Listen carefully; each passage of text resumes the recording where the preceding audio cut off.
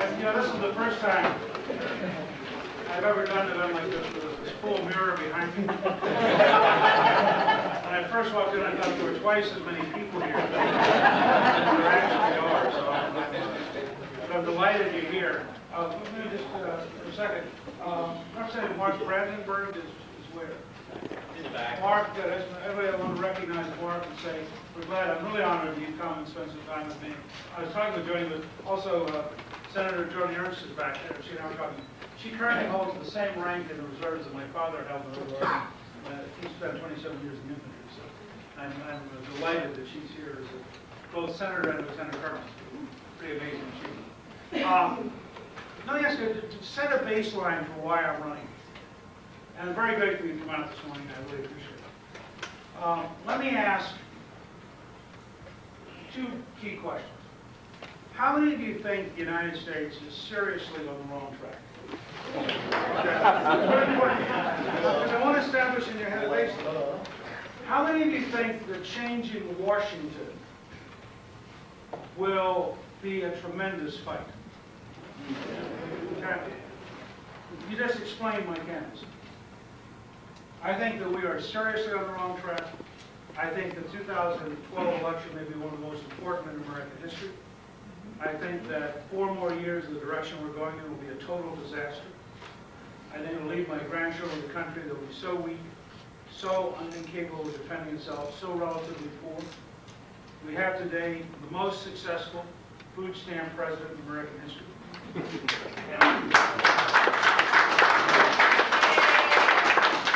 Under President Obama, 47 million people are on food stamps, 1 of every 6 Americans, because his policies destroy jobs and destroy the economy. And I frankly would rather replace him. I would like to be known as the best paycheck president in American history. So if we're going in the wrong direction, just beating him is not enough. That will slow down the rate of decay, but it won't change it. And that's why when you think of the election next year, I think you need, first of all, not just to think about the presidency. You need to think about picking up at least 12 Republican Senate seats, 30 or 40 House seats. You need to run as a team across the country. You need to be prepared to arrive on January 20th ready to change as a team and be held accountable as a team. And second, I think there are certain characteristics of that kind of leader. I think there are 3 basically. This is part of why I decided to run. And Felicity and I talked about it for over a year before we made the decision, because we knew that it would be nasty, and we knew it would be hard, and we knew there would be a lot of attacks. Because if you're a genuine outsider, and you're talking about genuine dramatic change, you are going to really rattle the establishment. So here's what I think the characteristics are of the leader we need. 1, they have to be able to articulate clearly the values and the principles which distinguish us from Obama and the left. And having run a campaign designed around that, they have to be prepared to stand on the same platform in October of next year and win the argument against the president and convince people that, in fact, he can't solve things and we can. Now, if your candidate can't do those things, they're not going to win the election. But that's just the starting point. I would like to see election night, our banner be the beginning. Because it's not the end of the campaign, it's the beginning of the change. And I think it's very important then to have a second characteristic. You have to actually be able to get things done in Washington. Well, having led the effort to create the first Republican majority in 40 years, having developed the contract with America, having reformed welfare, which is the largest entitlement reform we've had so far, and where 2 out of 3 people went back to school or back to work, and everybody now agrees it's a remarkably successful reform. Having passed the first tax cut in 16 years, and the largest capital gains tax cut in history, so that the economy took off, so that unemployment while I was Speaker went from 5.6 down, and shortly after I left the speakership was below 4%. And then having frankly controlled spending led us to 4 straight years of a balanced budget. And we paid off $405 billion in debt. Now you just add those up. And that's, unfortunately today we're in worse shape than we were in 1994. But they give you a flavor of what real leadership would be like. And imagine if you had a Republican. Remember, we did all this with a liberal Democrat in the White House. Imagine what you could accomplish if Boehner and McConnell were working with a Republican president and they had a plan for genuine, bold change. You could change this. So I want to talk about a couple of key areas of change, and we're going to take questions, but I want to just outline a few briefly.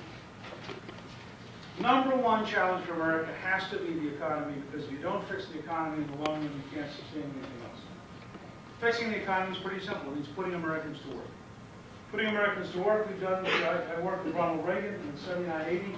Jack Kemp and a bunch of us developed supply-side economics, a 3-year tax cut. Reagan had basically 3 planks in the economy. Cut taxes dramatically to incentivize jobs and growth. Deregulate to make it easier for businesses to create jobs and growth. And praise entrepreneurs and small business owners and people who are actually creating jobs. The opposite of the Obama model. Instead of attacking businesses, encourage them. Now, the first one, taxes. I have a 5-part tax plan. Very straightforward. 1, no tax increase in 2013. Freeze the tax code where it is. It is foolish to raise taxes in the middle of a deep recession. 2, we're in a world market. People tell us this all the time. Well, we're in a world market for capital, too. So why do we make America the most desirable place to invest in the world? The New York Stock Exchange just went to Holland. There are 40 American companies in the last year that went to Holland. Does that tell you how sick the current system is? So my position is, the second thing we do, 0 capital gains. Eliminate the capital gains tax totally. Money is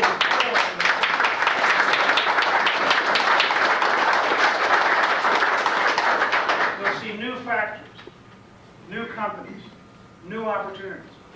Because we'll be the best place in the world to invest. Third, and this will apply to farming as well as manufacturing as well as regular businesses, go to 100% expensing so that every piece of equipment you buy is written off in 1 year. You create a momentum of new equipment, modernization. You rebuild the American tool industry, but equally important, you create an environment in which everybody knows we're going to have the American worker be the most successful, most productive worker in the world with the best equipment. Now, it's important to remember, Germany pays 50% more for manufacturing labor than we do. And they have the lowest unemployment rate they've had in 19 years. The reason is they work very hard at modernizing their industry.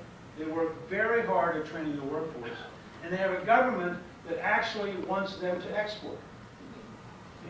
Now compare that to President Obama, who goes to Brazil, tells the Brazilians, we're really glad you're drilling offshore. We're glad we could give you a loan guarantee of $2 billion for George Soros' company so that you could drill offshore.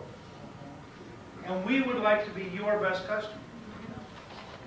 I think we want exactly the opposite, don't we? We want, in fact, an American president who goes around and says, wouldn't you like to be our best customer?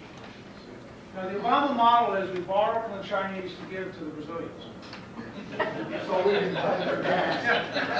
mean, think about that. You take a 16-year-old to figure out, they're borrowing from over here to pay over here, there ain't nothing in the middle. The middle's going to collapse. The middle happens to be us. So, the fourth tax change I would do is I would drop the highest corporate tax rate in the world, 35%, to the Irish tax rate of 12.5% for corporations. And I predict to you, we will get more money out of General Electric at 12.5% than we're getting at 35% because we're currently getting about 0. And the reason is straightforward. When you have a 35% tax rate, General Electric hires 375 tax lawyers who do nothing all day but find loopholes. And they're all legitimate loopholes. In fact, many of them, the very liberals who attack big corporations, pass the tax credits the General Electric then uses to not pay so that they can then get attacked for actually using the tax credits the liberals passed, which supposedly the liberals wanted them to use, except when they use them, they don't pay any tax. They blame about that. Republicans for it. That's right. This must be a Republican plot.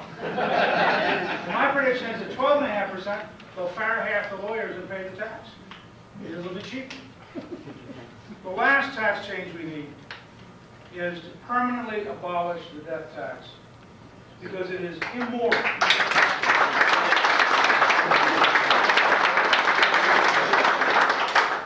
The idea that you work all your life, you're frugal, you save, you do the right things, and some politician steps in on your death and takes money out of your wallet is fundamentally, profoundly wrong, and we should just get it over with.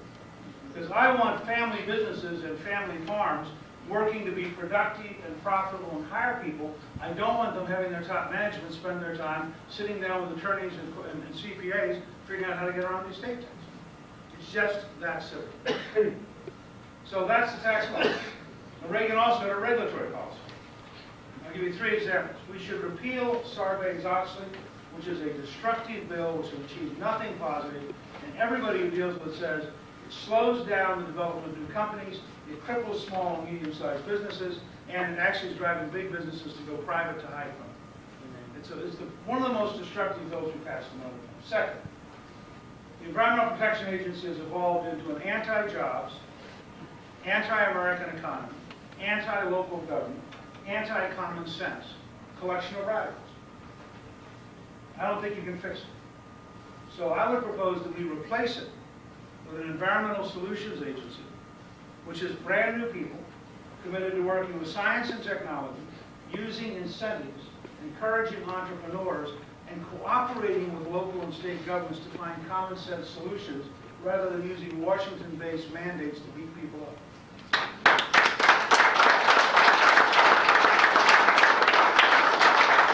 Finally, on the economy, I think it's very important that as deregulation that we develop a 21st century Food and Drug Administration. We have it in our power to make it possible to live longer, live more independently, at lower cost, while creating more American jobs. But that requires a fundamentally new Food and Drug Administration, which starts in the laboratory collaborating rather than opposing, and helps get knowledge from the laboratory to the patient as rapidly as possible to maximize both the quality of life and the number of new American products we can market worldwide, and that brings money to the United States, creates jobs in the U.S., while helping people's health everywhere. So we need that. One other component of a jobs program. We need an American energy program. We need to decide we are not going to keep subsidizing people who want to kill us, and we're not going to be dependent on foreigners for fuel. Amen. That means we need to look at, as I launched in 2008, drill here, drill now, pay less. We need to look at coal, we need to look at wind, we need to look at nuclear, and we need to look at our ability in agriculture to create ethanol and other fuels. The President was in Brazil where the Brazilians create ethanol, which is really good in Brazil, but when you come here, you suddenly get into some big fight over it. We need every source of American energy we can get. And my bias, I voted for gasohol, as it was called back then, in 1984. And Ronald Reagan signed it. I voted to extend it in 1986. In 1998, as Speaker, Senator Chuck Grassley said I was the key to saving it because I appointed Jim Russell to a conference committee to keep it going. I did it for a very specific reason. If I got to choose where the next $1 billion go, and my choice is Iran or Iowa, I prefer Iowa. If my choice is Saudi Arabia or South Dakota, I prefer South Dakota. And I'm very clear about this. The technology's improved, the patterns have improved, corn yields have improved. The fact is, as of a couple of days ago, ethanol was cheaper than gasoline. So we can create biological revolutions that lead to dramatic improvements. The fact is, we can feed a large part of the world while also fueling a large part of America. This is not a competitive problem. Now, 2 other things I want to talk about. When I'm the nominee, we will have a contract with America. There'll probably be 7 bills. One of the 7 bills will be a 10th Amendment Enforcement Act. We'll take power out of Washington and move it back home, not just to Des Moines, we'll move it back home to the citizens. Remember, the 10th Amendment says powers that are not expressly given to the federal government are reserved to the states and the citizens thereof. And so it's not just about taking power out of Washington and put it in Des Moines, but about bringing it back. Now, this also explains to you why I tell everybody, this cannot be an election about putting one person in the Oval Office. Because you're not going to turn America around with one person in the Oval Office. This has to be an election in which we recruit millions of citizens for 2 very important jobs. One is, we're going to need your help reminding the Congress what they promised to do, so that they'll actually vote for the things that they said they'd vote for. Ronald Reagan used to describe it as turning up the light on the American people so they could turn up the heat on the Congress. And so you got to have citizens who are really involved, not just to win the election, but they're involved to win the changes that have to follow the election. Second, if we really have a 10th Amendment implementation act, and we really return a lot of power back home, we're going to need more active citizens. Because we're taking away from the Washington bureaucrats what they've been doing, and we're bringing it back home. So we're talking about more voluntary organizations, more effective local government, in some cases more effective state government. But that's going to require citizens to be involved, because that's a really big change. And it will be different around the country. Iowa's solutions won't be the same as Idaho's, and Idaho's sure won't be the same as California. So we need to understand, this is about America being a country of enormous diversity in many different ways, and allowing the states to once again be laboratories of democracy rather than just agents of the political bureaucracy. One last idea, which I hope all of you will participate in.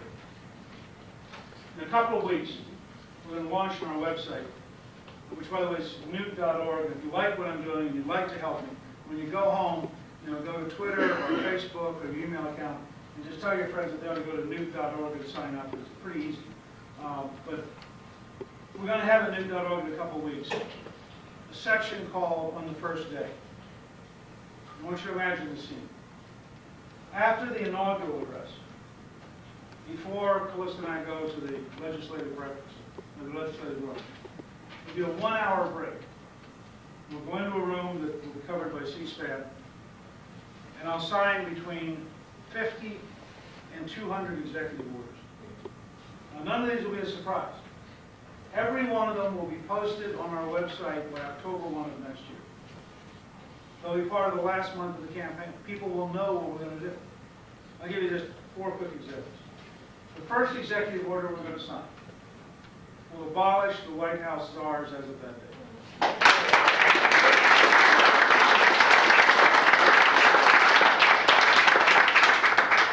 The second executive order will re-implement Ronald Reagan's Mexico City policy that no American tax money goes to pay for abortions overseas.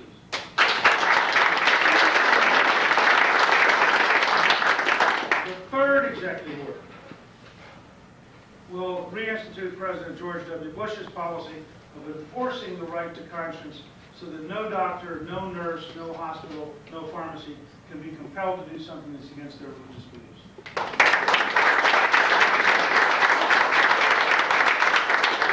And the fourth executive order will say to the State Department, you will recognize the right of every country to designate their own capital, and you will put the American embassy in that capital. And the only country in the world that affects is Israel. Because the State Department has refused to put the American embassy in Jerusalem. They keep it at Tel Aviv. So we allow the worst dictator on the planet to tell us where his capital is. We allow the most corrupt government on the planet to tell us where the capital is. But the only functioning democracy in the Middle East is insult of the United States. And I think that we owe it to the right of these folks to be able to tell us where they want their capital, to move the embassy there. And frankly, I think after the president's disastrous speech yesterday, in which he gave away the 1967 boundaries, which are indefensible. Any of you have ever been to Israel, it is impossible to defend the 1967 boundary. You could be in a world where Hamas is firing missiles on a regular basis into Israel. Hamas's official position is to wipe out Israel. And for the president to defend, this is why Reagan gave his evil empire speech. And he said it is totally wrong to equate a free society with a dictatorship. Well, we almost need an evil movement speech about Hamas to say, how can you say the Israelis have to negotiate with people who every morning fire rockets at them? And how do you think Americans would react if somebody was firing rockets into our country every morning? You think we'd say, oh, gee, we must have negotiations soon. No.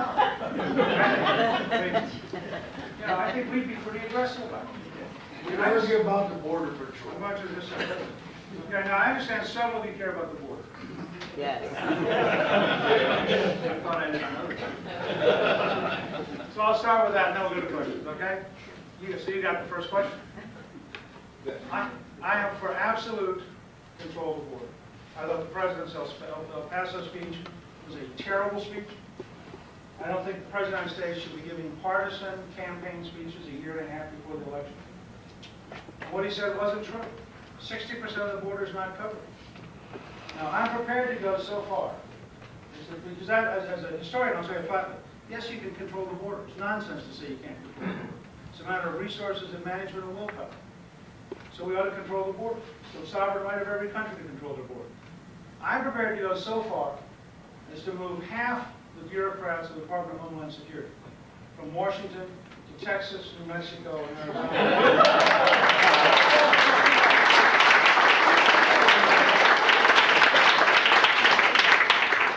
In fact, I believe the only way you'll ever solve immigration is to recognize you cannot have a comprehensive bill. You will never pass a comprehensive bill. People will never trust the politicians enough to allow them to do it. President Bush couldn't do it. President Obama couldn't do it, even when we had Democrats in control of the House and Senate. What you have to do is go one step at a time, and the first step has to be control of the border. The second step has to be making English the official language of government. Amen.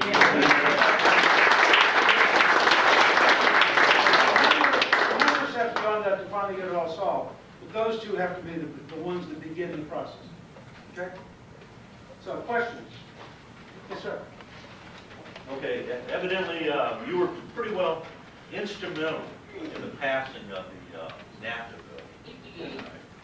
And just like Ross Perot said, it sucked out all our manufacturing businesses out of the country, not all of them. And those that are left, you got illegal aliens that are going in there working just like slave labor, cheap labor.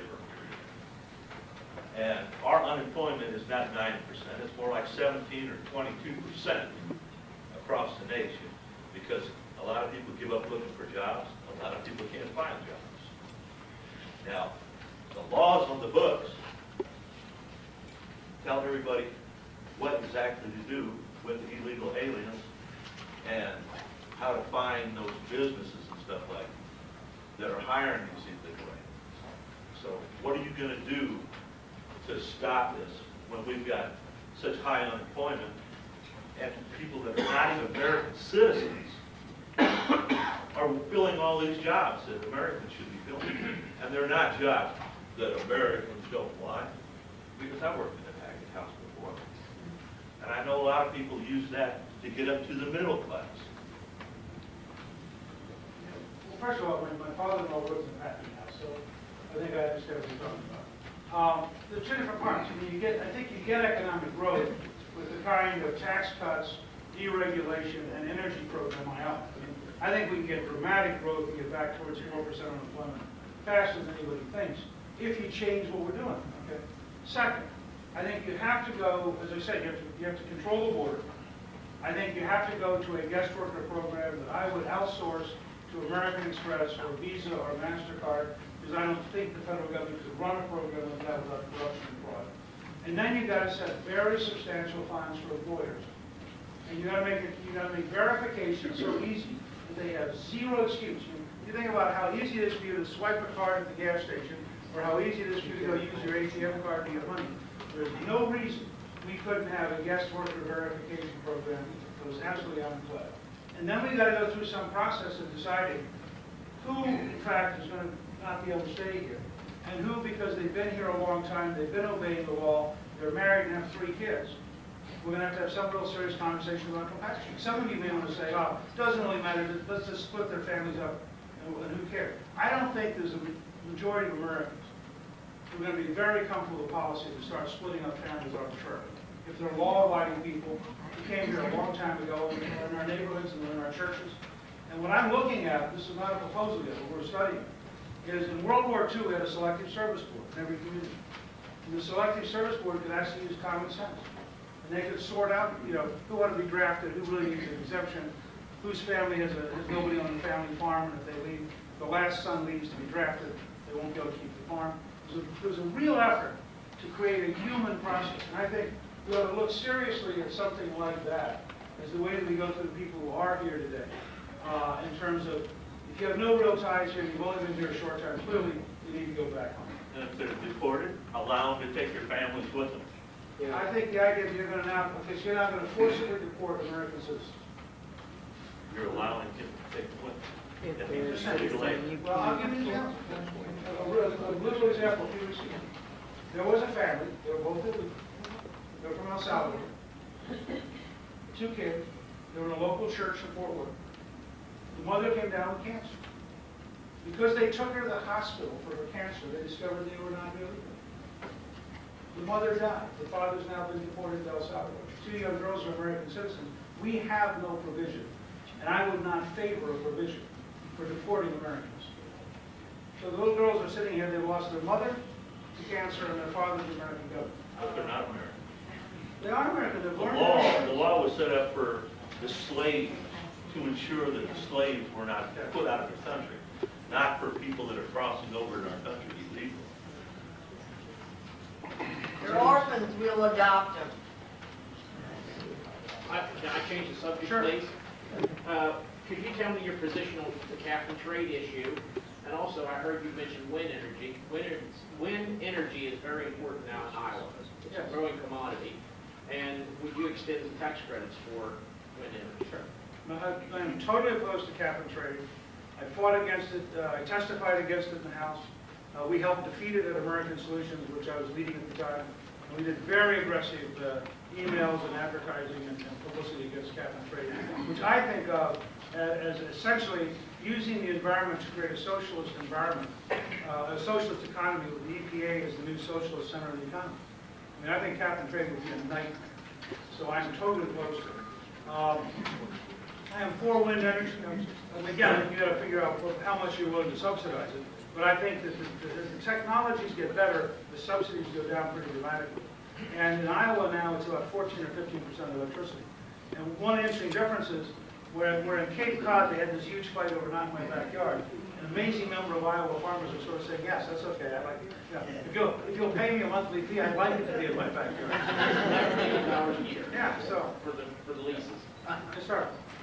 Mr. Gingrich, this last Sunday on Make the Press, you said, I am for the people, individuals, exactly like automobile insurance, individuals having health insurance and being required to have health insurance. So I want to ask you, Mr. Gingrich, why do you want to force me to do something I don't want to do? Why do you want I to don't want to force force me? you to do That's something. what you said on Meet the Press, Mr. Gingrich. Yeah, but I don't want to do, I also said that there ought to be an option for people who don't want to buy insurance.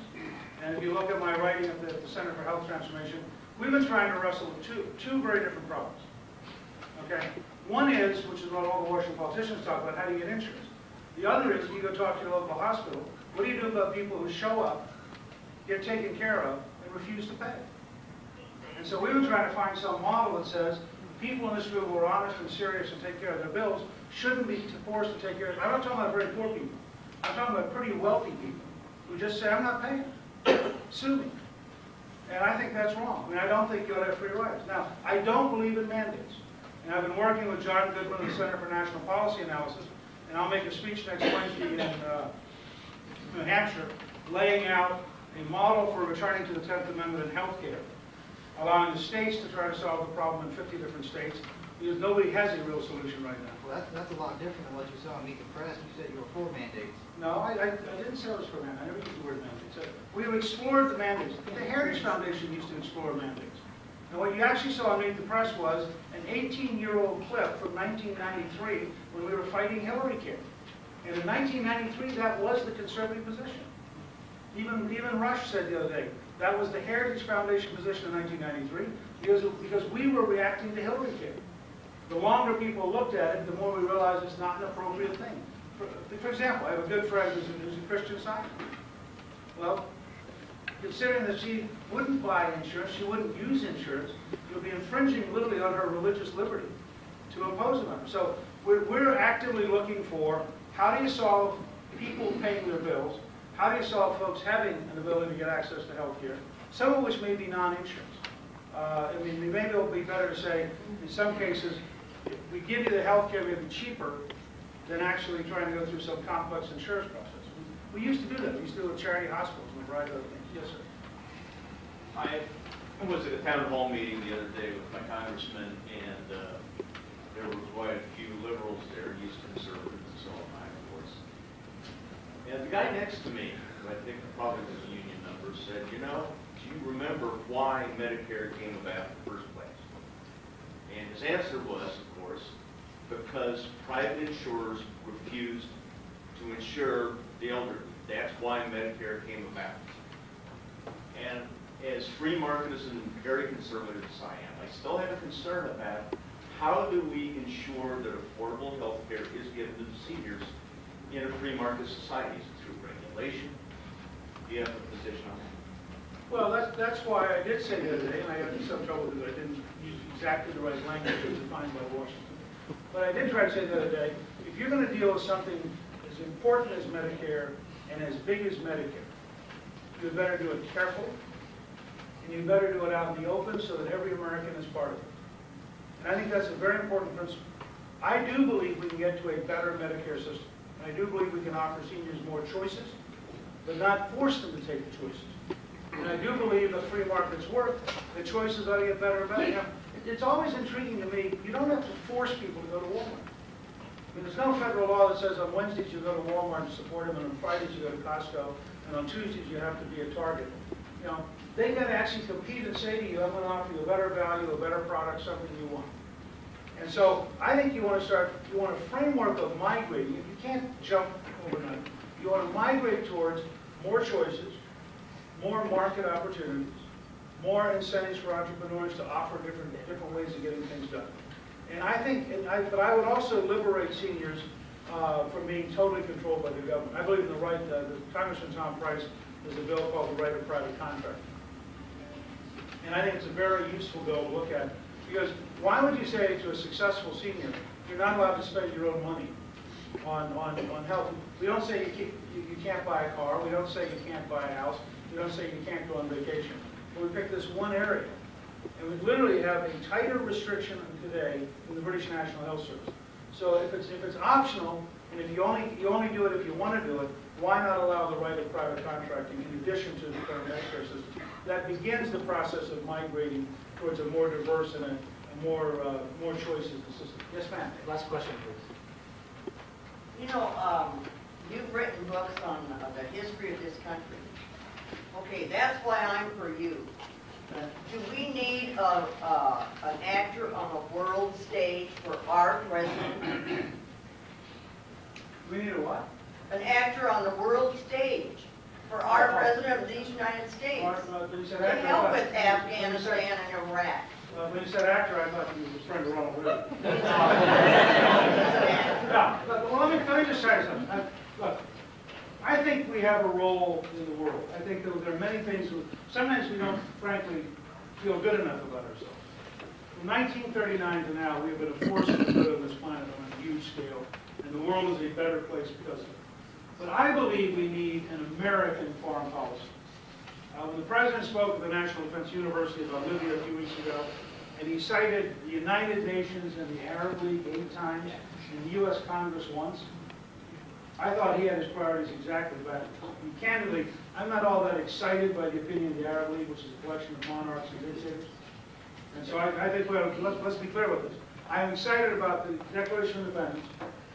I'm excited about the Constitution of the United States. And I believe the people of the United States have a right to have a foreign policy which reflects their values, their Constitution.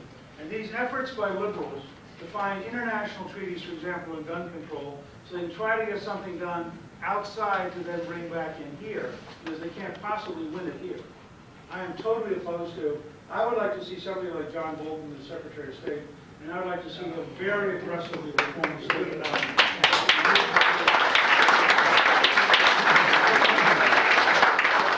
We don't have more time, except I want to see you all individually, get pictures and chat with you. I apologize that we got in trouble yesterday because we started running late, and all day long it got worse. So we're trying to keep it schedule. Thank you all very much for being here. Please go to Newt.org.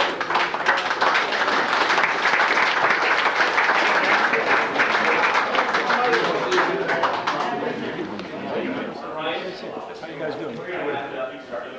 First of all, obviously, the values, the economy of Nebraska are very different from the East and West Coast. Tell us why voters here, or why folks here in Nebraska and Iowa would find this to be. Well, I think people here in Nebraska and Iowa understand that the country's on the wrong track and that we have to have a very significant change of direction if we're going to be able to function as a healthy country. And whether you're talking about jobs, or the price of gasoline, or you're talking about the size of the federal debt, there's a deep sense, I think, among most Iowans and most Nebraskans that Washington is out of control, and that we need a very strong personality who knows enough and is strong enough to lead a movement of people, not one person, but many, many people, to get Washington back under control. And I think the size of the turnout has indicated to me all across Iowa that there is a lot of interest in what do we need to do and how can we get this country turned around. You know, what type of issues are you hearing from, just from, constituents here? Well, I think the economy and jobs is a very, very big issue. I think American energy, and in this part of the country, ethanol, is a very big issue. I think there is a real concern about some of the foreign dangers and some of the things going on overseas, and a real desire to rethink, for example, the Afghanistan policy.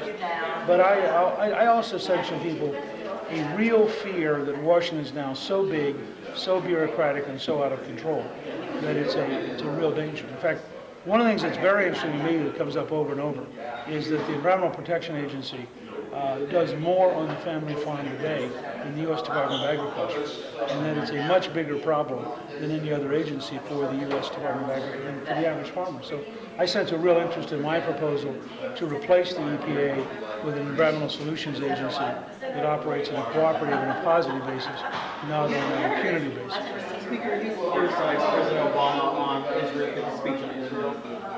However, I see his idea of a land swap similar to what President Bush advocated.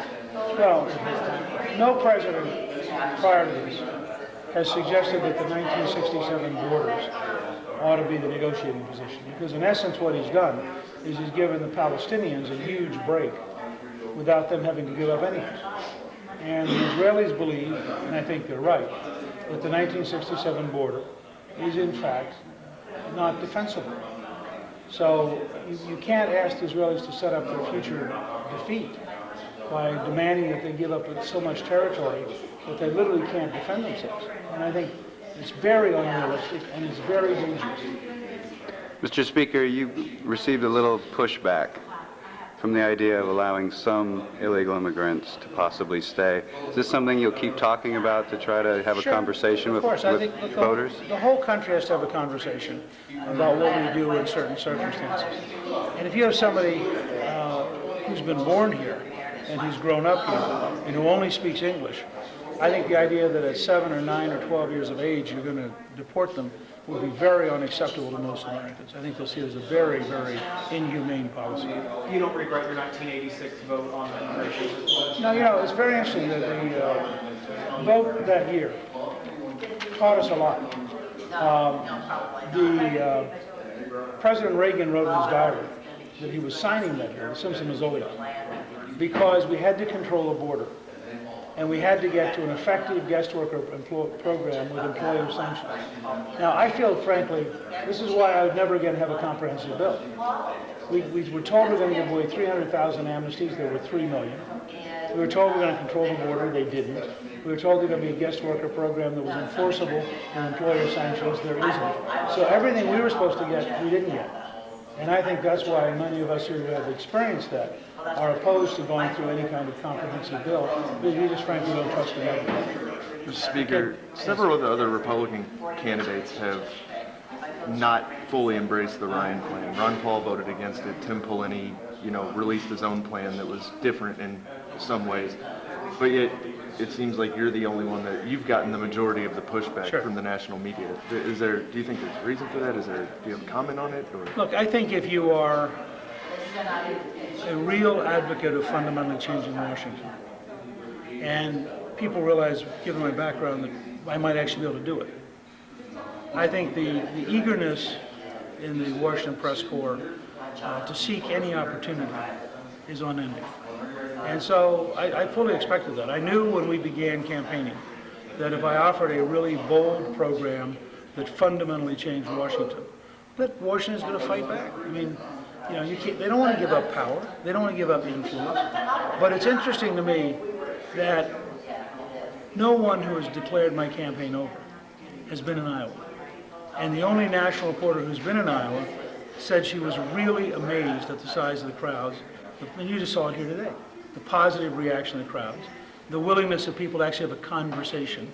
And I invite any national reporter who wants to. Saturday, August the 13th. So what we